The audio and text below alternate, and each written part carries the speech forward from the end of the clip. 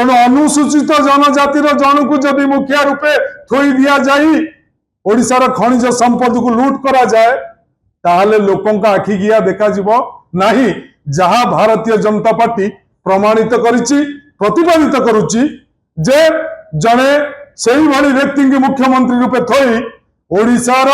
समस्त खनिज संपद को लूट करिबा ये होउछि भारतीय जनता पार्टी रो असल उद्देश्य। आपण माने देखंतु बिजू जनता दल जो दिन ठारू भारतर संसद रे पार्लियामेंट रे एमएमडीआर एक्ट पारित हैला से दिन ठारू बिजू जनता दल क्रमागत भाव रे एमएमडीआर एक्ट संपर्क रे प्रतिवाद करुची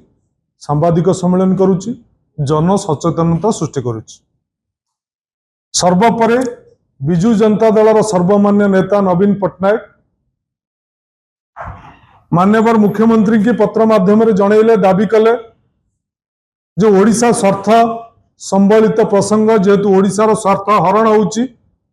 केंद्र सरकार ओडिशार स्वाधीनता को छड़े नौचंती ओडिशार खनिज संपत्ति उपरे लोलुप नजर पकईचंती से दृष्टिकोण विधानसभा रे स्वतंत्र अधिवेशन डका जाऊ किंतु राज्य सरकार ये संपर्क रे कौनसी पदक्षेप नेले नहीं बरम मान्यवर मुख्यमंत्री राज्य स्वार्थ संबलित प्रसंग रे नीरव रहिले। आज समस्त अर्थनैतिक विशेषज्ञ एवं सचेतन नागरिक आशंका करिसेंती ओडिशा प्रति वर्ष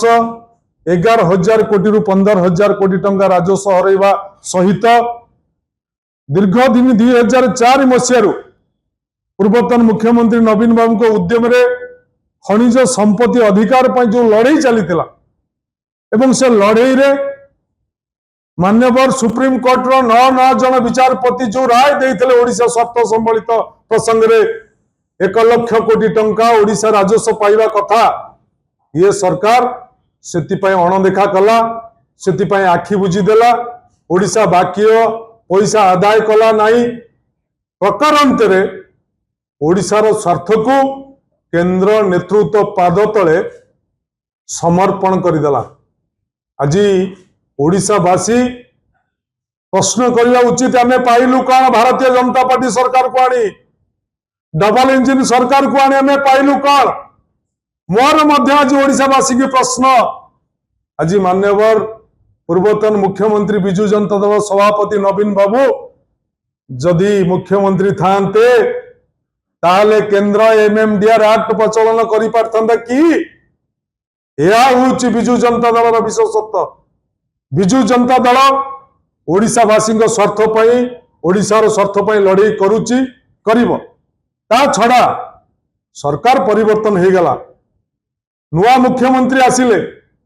एवं नुआ मुख्यमंत्री आसिला परे बुद्धिजीवी और राजनैतिक व्यक्ति माने जा आशंका करुतले ता प्रमाणित हैला। आशंका कौन जे आपण मानक माध्यम रे मु कहि रखे ओडिशार संपत्ति कौन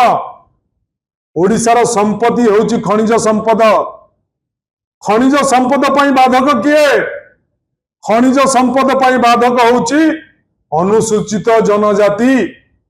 तेणु अनुसूचित जनजातिर जनकु जदि मुखिया रूपे थोई दिया जाई ओडिशार खनिज संपद को लूट करा जाए ताहले लोकों का आखि गिया देखा जीवो नाही जहां भारतीय जनता पार्टी प्रमाणित करिछि प्रतिपादित करुछि जे जने सेही भली व्यक्ति की मुख्यमंत्री रूपे थोई ओडिशार समस्त खनिज संपद को लूट करिबा ये होउछि भारतीय जनता पार्टी रो असल उद्देश्य एवं राज्य मानकर स्वार्थ को अपहरण कर नहीं जीवा राजनीति राज्य मानकर अधिकार को अपहरण कर नहीं जीवा संघीय व्यवस्था रे यह एक व्यतिक्रम अटे। तेणु एथिपाई ओडिशार समस्त बुद्धिजीवी समस्त जनसाधारण समस्त राजनीतिक दल को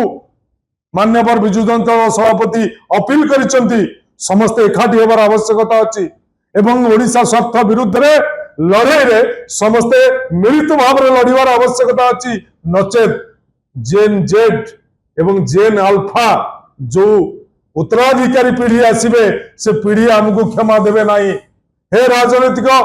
दल माने, हे ओडिशार जनसाधारण, हे जेन जेड, हे जेन अल्फा समस्ते जागी उठ।